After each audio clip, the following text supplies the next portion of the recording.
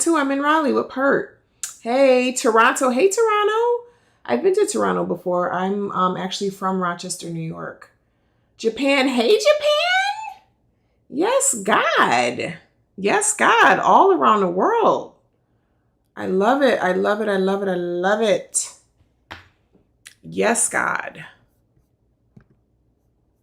All right. I'm going to get into it. I just need to make sure that my technical stuff is set up properly. West Palm Beach. Hey, West Palm Beach. Winston-Salem. Okay. Chicago. Hey, Chicago. Praise God. How's everyone's summer going so far? Anybody done anything amazing or spectacular? What is going on this summer for y'all? My little ones just came back from a 4-H camp, which was nice and fun. I used to go to 4-H camp when I was young. It was so fun. All right. Let's see. Hey, girl. Hey, Just Rhea. All right. So I can confirm that by going to my YouTube page and then seeing if I'm showing as live, maybe? No, I feel like I should be able to see that now. Oh, I am live. Okay, let's see. Hold up. Praise God. Okay, so we're live on YouTube too. All right, awesome. Awesome, awesome. Raleigh, hey girl. Yes, God. Raleigh. Okay, so for those of you who don't know me, my name is Megan and I own the brand Yes, God Wellness. I left teaching to transition into a new career. That's wonderful. That's amazing. Yes, God. I love to hear when folks are leaning into what they really enjoy, because that is the foundation of living a life in flow. My name is Megan. I am the founder and CEO of Yes, God Wellness, which is a holistic health brand dedicated to healing naturally mind, body, and spirit. And today I want to talk about the number one mistake, the number one manifestation mistake that high achievers make specifically. If you're a high achieving person, woman specifically, you have probably tried things like journaling, affirming, scripting, all types of different techniques to manifest what it is that you desire. And I have done the same thing. I have done the vision boards and I have done I just let somebody go live with me on TikTok and I didn't mean to. And I don't know how to get out of it. Hold on, y'all. I like the music though. Hey. How I got in this TikTok live, y'all. But hey. How do I? No, I don't want to end my live. What I'm gonna do is I'm gonna just turn TikTok down.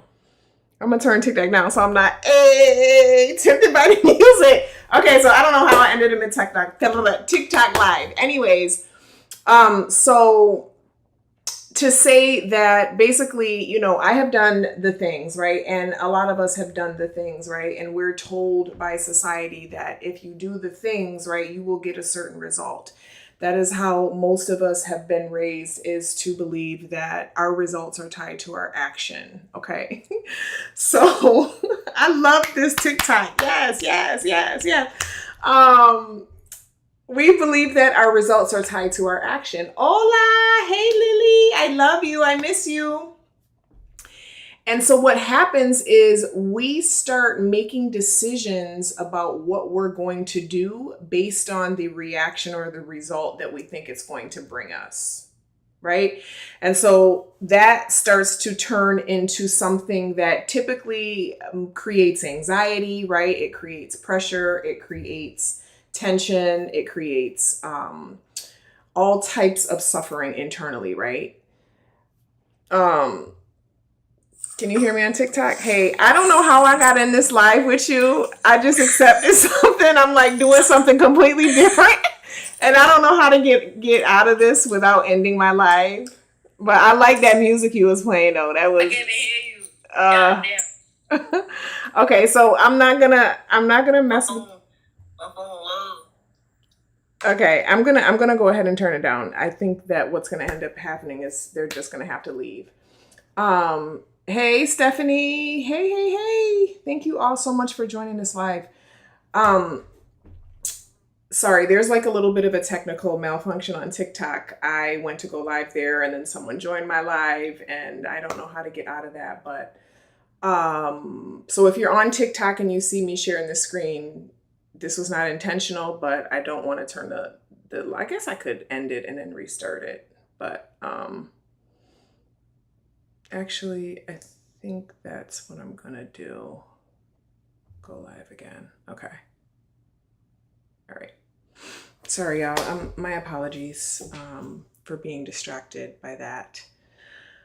Okay, so what I was talking about is that we have been trained and programmed, right? That when you, if P, then Q, right? If you do this thing, then you will have this thing. If you work this many hours, you will make this much money because you're getting paid this per hour. If you eat right and exercise and blah, blah, blah, insert right. So we have been conditioned that all of our circumstances are based on what we are or are not doing. Is that a fair statement? Would people agree with that? That we, that is the correlation that we typically make in our mind, even when it comes to manifestation. Okay, even when it comes to like, oh, I got to do my affirmations, or oh, I got to follow this routine, or I have to do this technique, or we create these correlations between what we're doing and then what we're experiencing. Okay? And this is not to completely dismiss and say what we're doing doesn't matter, right? Because of course it matters what we're doing. We need to be doing the right things at the right times. So, someone said what works. I'm not sure what you mean. But so when we have this correlation and we start to live our lives in this way and we're basing the things that we're doing on what is the result going to be versus, is this something that I truly enjoy? Is this something that is truly serving me? Is this something that is truly serving others? Instead of asking those very, very important questions, we ask ourselves, what is the tangible, measurable result that this is going to bring me? Okay. And so what we're doing is we are starting off with a limiting perspective in several ways. The first limit is that you're only focused on yourself, right? You're not focused on other people. You're not necessarily focused on the community. You're not focused globally, right? You're focused on me, my house, my car, my money, my family, my. Okay. And there's nothing wrong with wanting those things for yourself. However, if we could expand our awareness and start to be concerned and aware of, you know what, how can I manifest not just this for me and this for my family and this for my friends and this for the, how could I actually manifest this for other people as well? How could I help other people? How can I serve other people? How do you know if if you don't experience what doesn't work? How do you know what if you don't experience what doesn't work? And I think I might know where you're going with that. That is actually a really good question. And we do need to experience what doesn't work, right? That's very important because it helps us to shape and refine what our desires are and what our preferences are, right? And the things that we would rather experience instead. So it is very important to experience what you don't want. But so, yes, God, And so we build this correlation, right? And what we neglect when we start to get so focused on, okay, I got to do this. I got to do this. If I affirm all day, if I listen to this subliminal, if I do this, if I do that, then I'll be able to manifest it. Or when things are not happening the way that we'd like them to happen, we take the blame for that. Oh, if I would have just done this, right? If that would have just only happened this way, if this would have only happened that way. And that is putting so much undue and unnecessary pressure on ourselves, because the reality, okay, is that when we come from manifesting in that way, we are still coming from survival. That is still an underlying fear vibration. Okay. So if we are creating all these conditions and all of these parameters around what must happen in order for some other circumstance to come, that's a lot of pressure. That's a lot of anxiety. And also it's not real. It's not real that I have to do this particular thing to get that particular outcome. It's time for bed. I know, Alexa, it's time for bed. The point is that we want to open up our perspective to understand, like, hey, you know what? This is what's happened to me before. I've done this thing before, and then I have gotten this result from it. Yes, vibration is crucial. I've done this thing before and I've gotten this result from it, right? But now that, so what you think is, okay, so if I don't do this thing, then I won't get this result, right? If I don't do this, there's a correlation now. So if I say I don't do it, then it's not going to happen. We want to open up our perspective to say, listen, I know that I've done it that way before and I got this result. And I know I didn't do something before and I got this result. But you know what? I'm actually open to the infinite possibilities of what could potentially happen. If I did something different, or if I don't do it that way this time, is there the same, if not a better result available for me? So being open that way and not manifesting from a reaction versus manifesting from the actual person that you're being, okay? And I'm going to give you an example of what I mean by that, okay? So someone says, so do you surrender to the outcome? Exactly. Yes, you absolutely surrender to the outcome.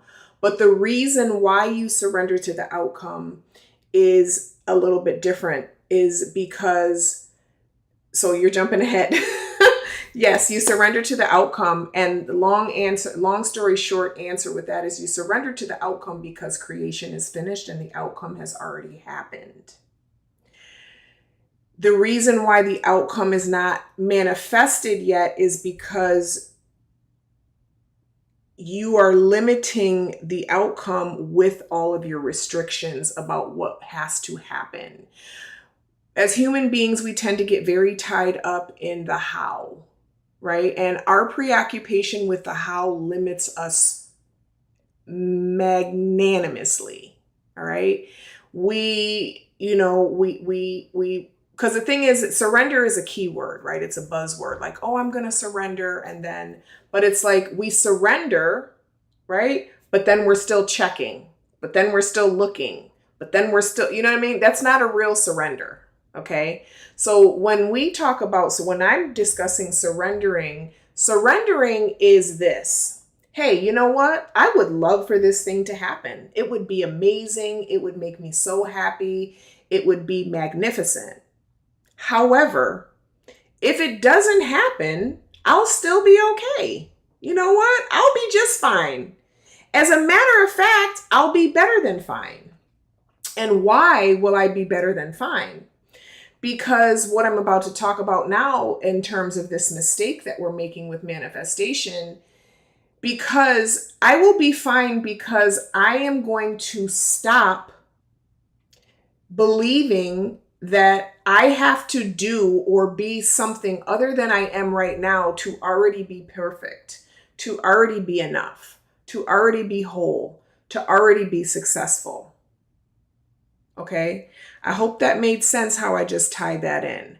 So surrendering is you are surrendering into the knowing that you are already enough right now. You are already successful right now.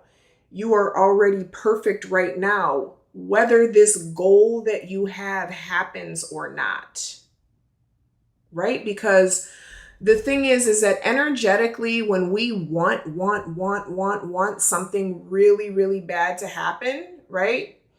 Not that didn't sound right the way I said it. When we're putting a lot of effort and energy into, I'm trying to manifest this thing. I want to make $100,000 a month. I'm trying to get this, I'm trying to do this thing, and whatever the thing is, and we are very preoccupied with micromanaging how it's coming to pass versus being open to divine direction and guidance that is given to us through the things that we naturally are drawn to. Okay, we're naturally in the midst of exactly trying to force to know, regardless of the conditions being met or not. Exactly. Because here's the beautiful thing about the beautiful gift that God had given to humanity, right? We have something called imagination. Okay. And our imagination is such a powerful gift. It's a gift that we take for granted. It's a gift that we use all day, every day, y'all. We are constantly imagining. Our limiting beliefs are imagination. Our belief that, oh, I have to post every day, 3 times a day, that is imagination, right? Any thought that you can think of, any belief that you have is actually a figment of your imagination. Is this making sense what I'm saying? Like, we are already living through our imagination as human beings. That is the gift that we have as humans, to have this faculty of mind that can go within itself and be aware of infinite different scenarios, infinite possibilities, infinite opportunities, infinite scenarios, right? If I tell everybody, hey, close your eyes and imagine yourself washing off an apple and getting a knife and cutting the apple and then taking a bite into it, right? Everybody can close their eyes and literally see that. You can almost experience that. You can feel the water, you can hear it, you can feel the crunch when you bite it, you can feel the vibration when you cut it, right? So we are already always using our imagination to color what's happening, okay? So, sorry, I went off on a little tangent about that, but back to what I was talking about. So when we're trying to manifest by doing something, we are completely taking out of the equation who we're being while we're manifesting, right? So when you think about someone that's selling something, right? Are you more prone to go to the person who who are you more naturally attracted to or magnetized to? The person that looks happy and content and they're just sitting there and they are basically embodying what it is that you would like to have for yourself, or the person that's running up to you like, hey, listen, I got to tell you about this thing I got. It's so cool. It does this and it does that and it can do this, and they start giving you all these promises. Like, you are naturally going to be drawn to the person who is leaned back in their energy, right? Who is just there to help, to have a good time, to show up, to be authentically themselves, to be confident within themselves, to be happy within themselves, right? We don't like that pressure of feeling like, hey, this person needs me to say yes to this sale to be okay, like to balance out this interaction, right? So the reason why I'm saying that is because I'm trying to make an illustration about how energy works, right? So it's the same thing with the things that we're trying to manifest, right? We're trying to run up to our manifestations like, hey, I'm going to do this thing. I'm going to start doing this morning routine. I'm going to do these techniques. And then I'm going to start doing my 3-6-9 method. And then I'm going to go over here and I'm going to do this. And the manifestation's like, bruh, I need you to chill, right? Like, just relax, okay? Versus right? Now here's the metaphor for the salesperson that's in their vibe, right? That's what we embody when we start to understand that we have God within us and that we already are fulfilled. We already are whole. We already are complete. Why? Because we come from God. What else could we possibly need other than to just be? Having a bigger house, a bigger bank account, a bigger car, a smaller body, anything that you can quantify outside of yourself has not a god doggone thing to do with who you truly are, or what your value is, or what your power is, or what your impact can be, right? None of those things have any bearing on that. So the thing is, our belief that those external things do mean something about us, that's what allows us to come from that survival mode place of fear, because we're like, oh, once I get this, then I'll be qualified. Once I do this, then once I weigh this much, then I'll be beautiful. Once I have this degree, then I'll be smart. Once I am in this relationship, then I'll be valuable in society. Like, we have all of these correlations again about what our actions and what our achievements and what everything external to us means about us, right? And that is what causes us to suffer. And it's also what repels and pushes those things away from us, because the underlying energy of that fear is insecurity. And it's really saying is, wow, I don't think I'm enough. Wow, I don't think I'm worthy. Wow, I don't think I'm perfect. Wow, I don't think I'll ever be successful, right? These are the limiting beliefs that this is starting to uncover. So the shift, right, is again, recognizing who you are first. Let go of this is where the surrender comes in. I have this conversation with my client all the time. Yes, it's a very important conversation to have. So someone brought up the topic of surrender, right? And surrender is important, but maybe not in the way that you may first think, right? Because when we hear the word surrender, we think of, oh, give up, oh, I got to be okay without it. Okay, I guess I'm not going to have it. And surrender, to me, what I've learned throughout my journey, and I'm continuing to learn, is that surrender is more so about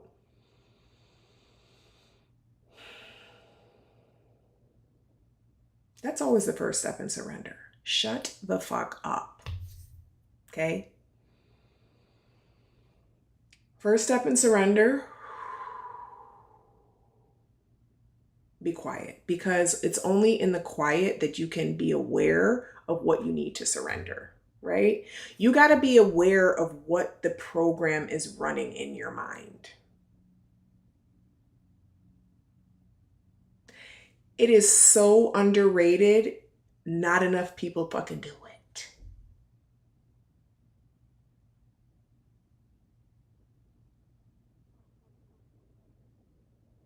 In order to surrender, you have to be quiet.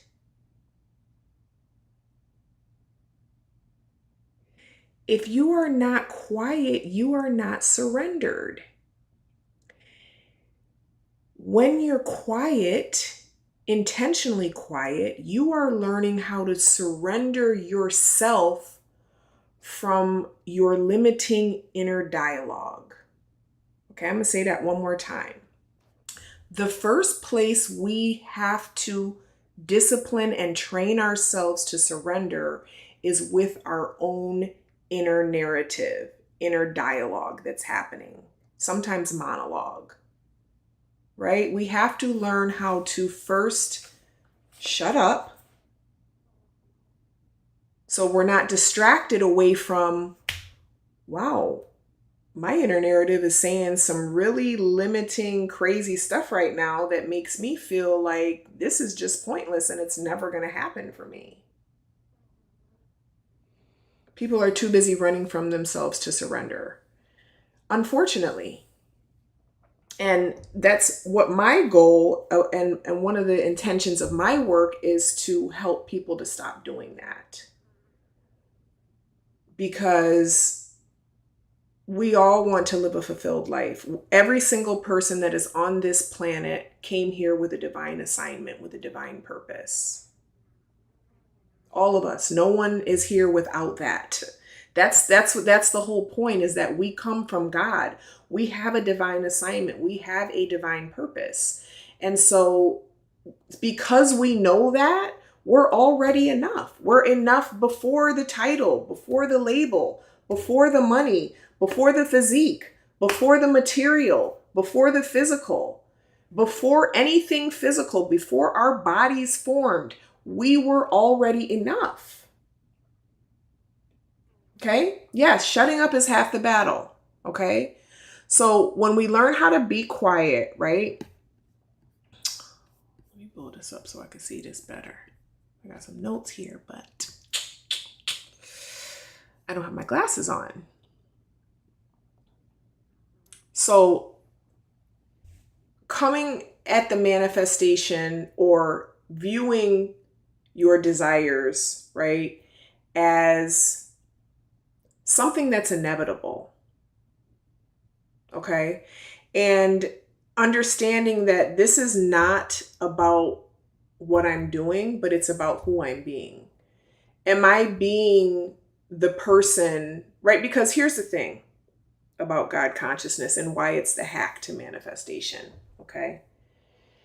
Because, we've all heard, okay, you got to become the person, you got to act as if, you have to, you have to imagine scenes from this version of yourself and all these things, right? But God consciousness gives us an identity of openness. Because God consciousness to me is basically saying, hey, instead of just solely being Megan consciousness today, I'm going to be God consciousness today, which means, yes, I'm still Megan, but Megan isn't trying to control and lead and dictate how God is expressed through her. Megan is open and surrendered to God guiding her how God wants to be expressed through her. I hope that made sense what I just said. It's taking the ego and having it be in subservience to the spirit that lives within all of us, okay? The divine substance that we are all made of. Yes, God. So when we are that, right, when we are that version or that God consciousness version of ourselves, everything is perfect, right? Because we are identifying with God. So it doesn't matter what happens. If it happens, good. If it doesn't happen, fine. Maybe it's not going to happen because something better is going to happen. But God already knows the desires of my heart. How? Because where else would they have come from but God if God created me? As a human being that God created, where else could your desires have come from? Your innate, desires that you have deep in your heart. Wouldn't it be fair to say they had to come from God as well? So if we can accept that and say, okay, you know what? Because I have this desire and because I come from God, that means the desire came from God. That means it's probably already handled. And I just need to just trust and follow the yellow brick road down my divine assignment and down my divine path that God wants to express itself through as my life. Okay? So instead of focusing on what I want to manifest, right? It's okay to identify that initially, but then, okay, who am I being? Am I being the person who is already content, who's already fulfilled, who's already whole? Because I am one with God, and once I am the vessel that God can come through and attain, and I don't want to say attain, that can come through and circumstances shift to these desires, right? And that's the other thing too.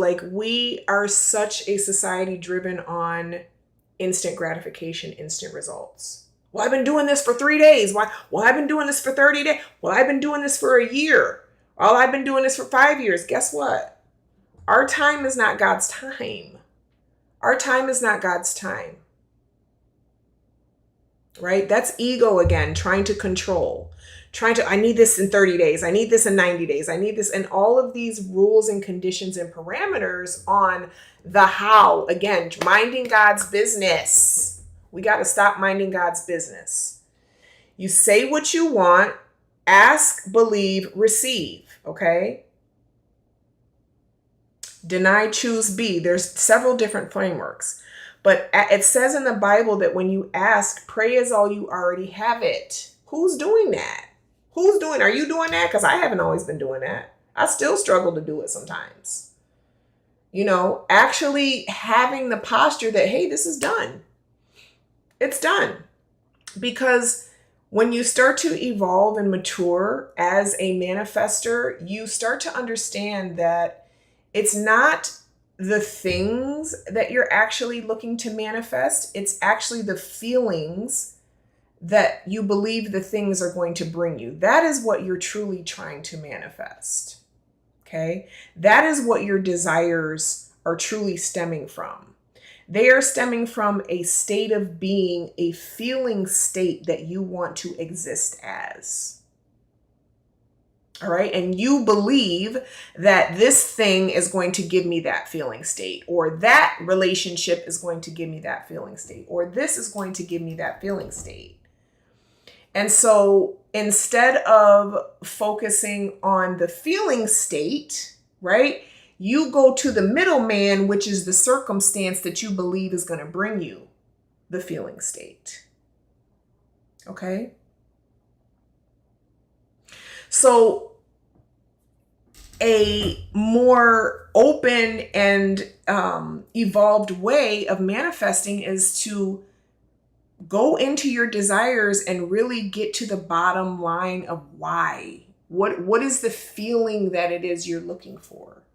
You're looking to feel grateful about life. You're looking to feel relief. You're looking to feel contentment. You're looking to feel fulfillment. Guess what? You have access to all of those emotions right now through what we talked about earlier, the imagination, right? So this is how we start to shift into the identity, is we start to feel the feelings that the fulfilled version of us feels, right? Even without the circumstances having showed up yet. We don't have to see the circumstances show up yet to be grateful, to be fulfilled.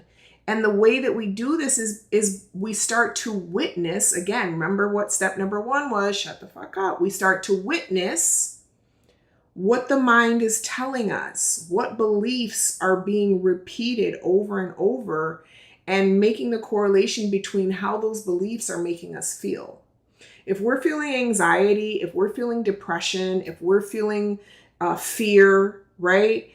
Those are telltale signs that you immediately need to shut up, sit down, take some time to do some deep breathing, and pay closer attention to the thoughts that are fueling your emotional response. Okay? So awareness, right? Awareness is our number 1 tool, because once we can't change anything that we're not aware of, right? Is that a fair statement? We cannot change things we're not aware of. So the first step to changing, right, is to become aware, or to become intentional about our intention to be aware, right? And awareness is something that it's not just like, oh, I got awareness, now I'm good. No, this is a everyday, all day thing, right? Is practicing this neutrality of awareness too, because it's like you're aware of it. And then once you start to become aware of it, you release the inclination to judge yourself, right? So there's levels to it. Yes, God. So basically, all this to say that It's very important for us to pay attention to who we're being when we are trying to manifest something, right? And for me, what has been really effective is to go ahead and, yes, get clear about what I want to manifest for myself, but then put that somewhere and just be still and know that it's on its way. And the fastest way that it can get to me is through my service to other people. Okay, is through me becoming more obsessed with other people's problems and solving other people's problems than solving my own problems. Okay, I hope y'all just picked up what I put down.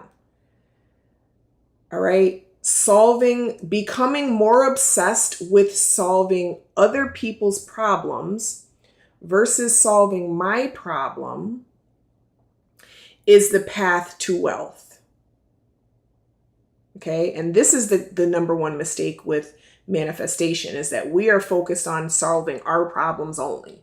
Well, I need this and I need that and I need this and I need that. What do other people need?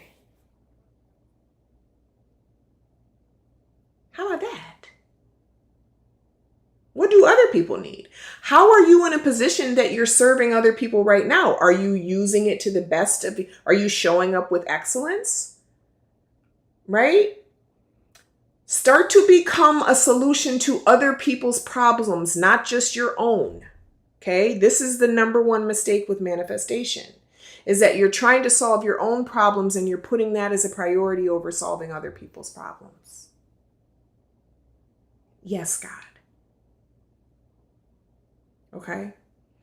Someone says, I noticed I can't solve anyone else's until I solve my own. That is a very limiting belief. That's not true. How many problems do people have? Infinite. I'm sure there's something in your life that you know how to solve. And I'm sure that there's something that you can find that would benefit someone else. Right? We're not here to solve other people's problems that we haven't solved for ourselves yet. We're here to solve other people's problems that we have solved for ourselves yet. Some folks are too used to having others solve theirs. I mean, who's solving the problem, I guess, isn't really, let me make sure that I'm understanding what you're saying. I notice I can't solve anyone else's until I solve my own. Some folks are too used to having others solve their problems. Okay. Yeah, I'm not sure exactly what you meant by that, but it doesn't matter what other people do, right? What we're talking about tonight is how can we stop being frustrated because of the things that we want to manifest for ourselves are not coming into fruition. Okay, that's what the topic of this video is. Solving the problem doesn't equal enabling. Nothing good started happening to me until I assisted others. Exactly. Right. And one of the best ways that you can enjoy, okay, because it's not just about I want to solve other people's problems. I want to enjoy solving other people's problems. So find a problem that you solve that you actually enjoy helping other people solve, right? You may have heard of the Ikigai diagram, but it kind of shows all these different aspects of what you should be doing. You definitely should be enjoying it, right? It should be something that feels like a natural flow to you. So this is important as well. But in order for us to do that, we got to get out of this survival mode of, hey, I need this and I need this and I gotta for me. That is fear, and that is a repellent, all right, to your desires. You have to give in order to receive. Exactly. And it's not, I want to caution instead of, I know that's a saying, and yes, that does apply to what I'm discussing. However, I don't want it to be, I want us to be mindful that we don't, again, believe that our action is tied to results, right? So when we're talking about giving and solving other people's problems, again, it's important for us to make sure that we're doing it in a way that feels natural to us. It's something that we would do for free anyways, right? Like my work, what I'm doing right now, having this conversation with you, I talk to my friends about this all the time. Like these are normal conversations that I have. And so it doesn't feel like work to me. It feels like something that I'm excited about, that I'm passionate about. You also have to do what you don't feel like doing sometimes. This is true. You do have to do what you don't feel like doing sometimes. Absolutely. Absolutely. Yep. You do. It's not always like, oh, it feels great, so I'm just going to do it. However, what our prayer needs to be is, God, show me how I can better enjoy the things that I have to do, right? We can start to shift our perspective about what we don't enjoy, right? Or what we don't like to do, because one version of us could not like to do it, but the other version of us could be like, wow, I love that I have the opportunity to do this. I'm so grateful for the opportunity to do this. Okay. I understand what you mean. I spent most of my 20s being so privileged and selfish. My 30s humbled me, and now I am looking for God's work to serve others. Yes, God. And the thing is, right, like be open again to the ways and don't mind God's business and say, oh, well, it has to be this way or that way. Like if you want to serve and you don't have a business or you don't know what problem you solve for people, go down to a soup kitchen. Your service doesn't always have to be something that comes from your creation, right? Sometimes service looks like your job and showing up to your job on time and having gratitude for the job and treating people with kindness and respect, right? So it's not always about, okay, I have to give, money, or I have to give to be an entrepreneur. I have to do, again, we be mindful of adding all these conditions onto things. Service is service, okay? Whether you are a crosswalk guard at an elementary school, whether you are volunteering on your children's school field trip, like these are the ways in which not minding God's business serves us, okay? Because on that field trip, right, who knows who you could meet, who knows what relationship and connection, okay, is now going to manifest into an opportunity for you to serve even more, right? And we know what the correlation is. The more we serve, right, the more we receive. Okay, the more we serve, the more we're putting ourselves in position to allow God to express itself through our lives. Now our territory gets bigger and bigger. So don't think it always has to be something that you came up with that you're solving a problem. Look to solve people's problems, period. You don't need to worry about the compensation, right? That's the other thing that we do, this instant gratification. Well, how much am I getting paid? Well, that doesn't seem like you're really trying to serve me. It seems like you're trying to still focus back on what am I getting out of it? Well, what am me, right? Back to me again.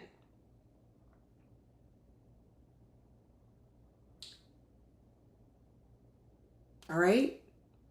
So I hope that this conversation was helpful. If you want support on your journey, we do have the spiritual gym.